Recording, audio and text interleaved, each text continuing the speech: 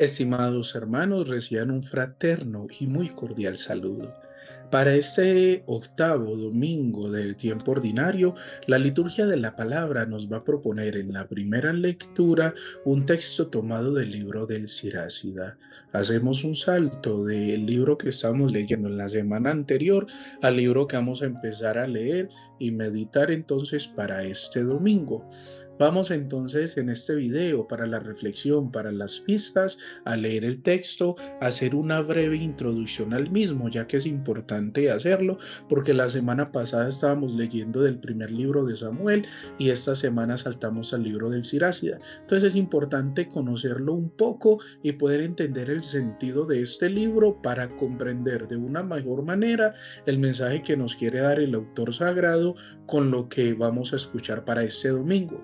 Luego vamos a hacer un breve análisis del texto para poder mirar su contenido y el mensaje que él nos revela a partir de las palabras y de las expresiones que allí se dan.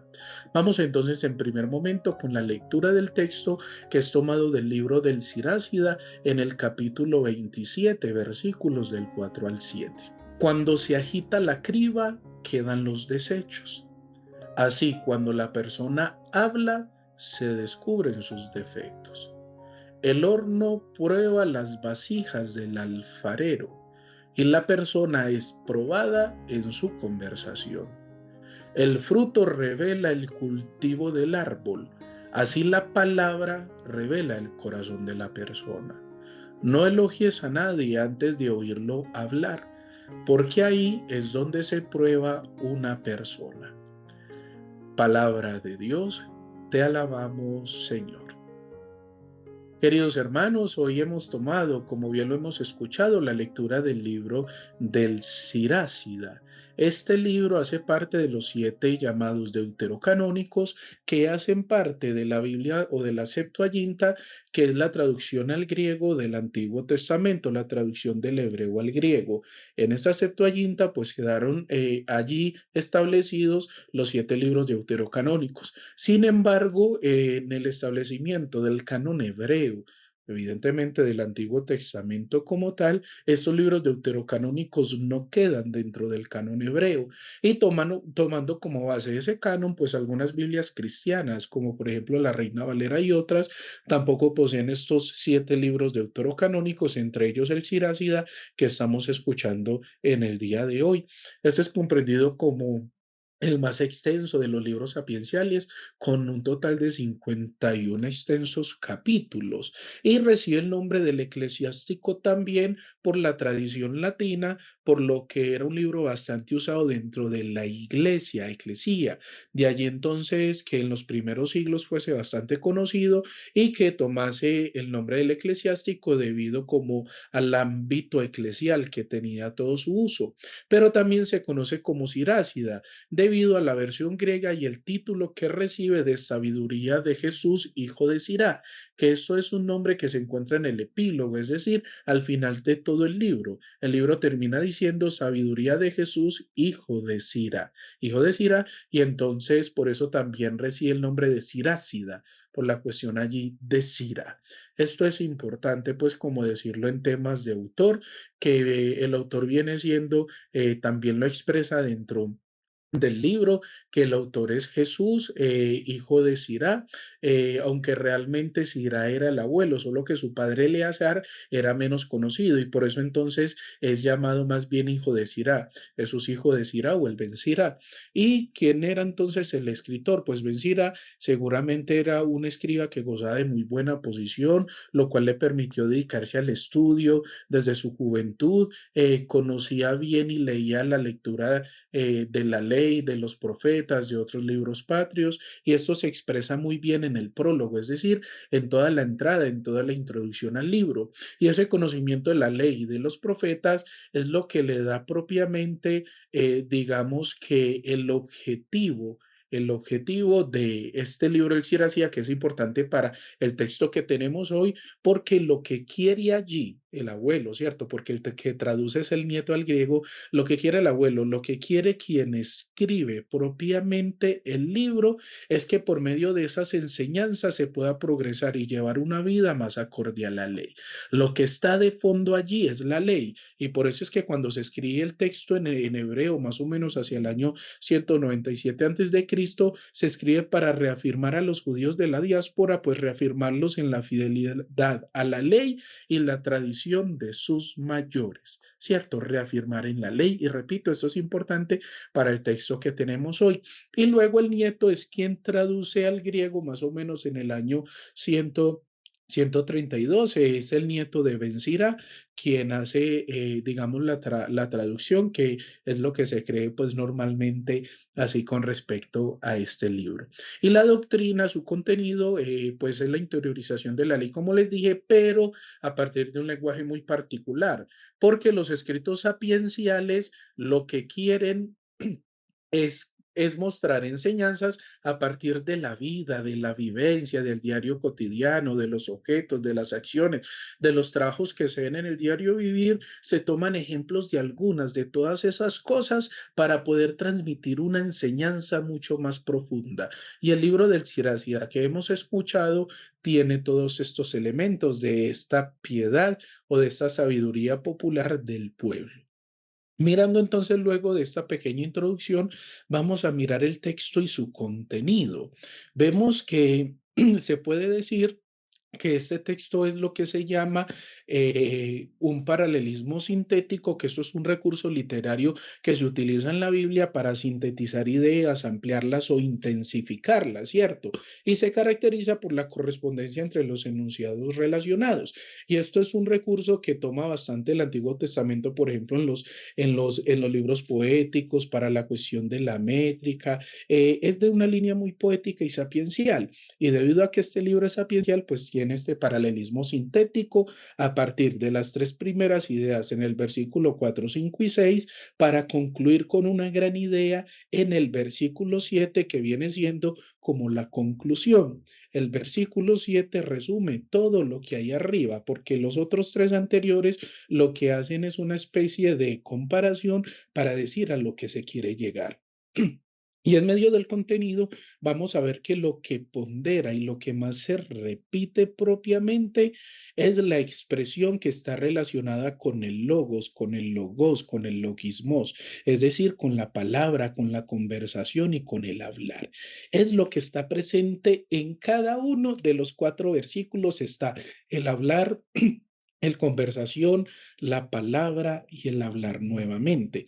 Eso nos va diciendo que la centralidad de esto, por tanta repetición, está en esto, ¿cierto? Está en esto. Y vamos a mirarlo entonces. ¿Cuál es la importancia allí? Que yo quiero no centrarme en todos los versículos, sino en lo que a mí me parece que es el más importante, que es el 6, porque repito, el texto nos está hablando de conocer a la persona a partir de la conversación, de lo que dice, de lo que expresa, de lo que comunica.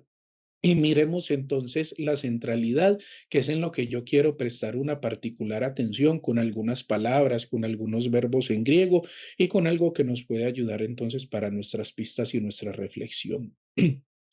El versículo 6 dice de la siguiente manera: el fruto revela el cultivo del árbol, así como la palabra revela el corazón de la persona.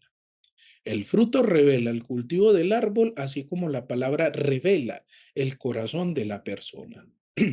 Si nosotros miramos con detenimiento este versículo, lo que quiere el autor sagrado es precisamente mostrar que en la conversación, que en las palabras, es posible ver el corazón de una persona, perdón. Es posible ver el corazón de una persona.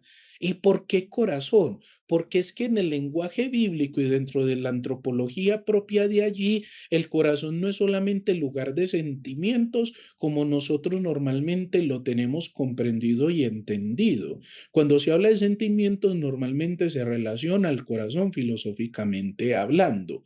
Sin embargo, en el lenguaje bíblico y en la antropología propia, el corazón no es solo lugar de sentimientos, es también lugar de pensamientos, de decisiones y de voluntades. Por tanto, son sentimientos, pensamientos, decisiones y voluntades. Y esto es una visión bastante amplia del corazón, porque entonces nos da una mirada de todo lo que alberga el corazón o el interior de una persona. Y no es normalmente relacionar el corazón con pensamientos o con decisiones, por ejemplo. Sin embargo, en este texto, en este versículo 6, también se hace una pequeña relación, porque en el texto griego lo utiliza el lenguaje o las palabras griegas que utiliza para este versículo es, por ejemplo, logos, mematos, cardías, antropó.